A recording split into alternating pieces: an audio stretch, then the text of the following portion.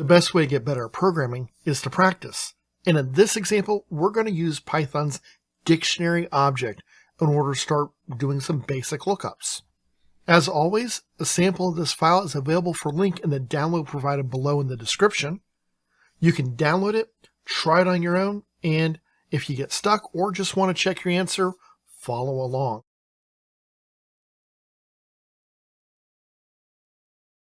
All right, so let's get started. We've got a sample phone book already created with some basic names in it, and all we want to do is allow the user to enter a person's name and get the person's number out. Now, obviously with such a short and simple phone book, this isn't a big deal. However, this becomes a much bigger deal if we had lots and lots of data. Maybe an employee directory where we had thousands of employees, or maybe we had something that was stored in a file that we couldn't look at. So let's see how we're going to do this. Of course, first we need to get an input from the user. I'm going to store that input in a variable called name.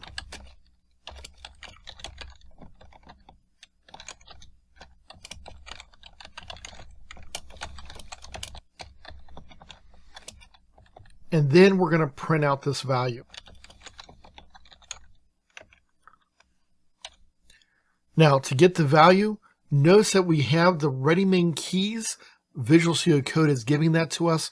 We're going to use name instead. That's a variable.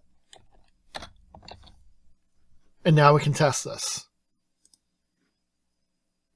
So whose information do I want? James. And there's the answer. Now, what about something else? Let's try this again. However, let's say I didn't know his name was James. I always called him Jim. And notice that gives us a key error. A key error occurs whenever we can't find a key inside of our dictionary. Now, a key is that first part. It's the name that we're seeing. It's what's on the left-hand side. The value is on the right-hand side. And those key value pairs, sometimes they're called name value pairs, is just a way of storing data. So let's see how we can get this a little bit better. And this is actually done in the Go Further. So you might say, well, what is that going to be? Well, I'm going to say phonebook.get. Get is a function that looks for a specific value. So I'm going to pass in name. But then it has a second thing that it's going to be looking for. This is a default value. Not found. Now, I could print this out maybe a little bit more. That's okay. For this purpose, it's going to work. So let me put in James. James works. We get the exact same answer we got before. This time, if I type in Jim, instead of getting that error message that's kind of big and ugly, I get the not found message. This is a lot more user-friendly. How I use this is up to me. Maybe I choose to say, hey, call the operator, have them look it up.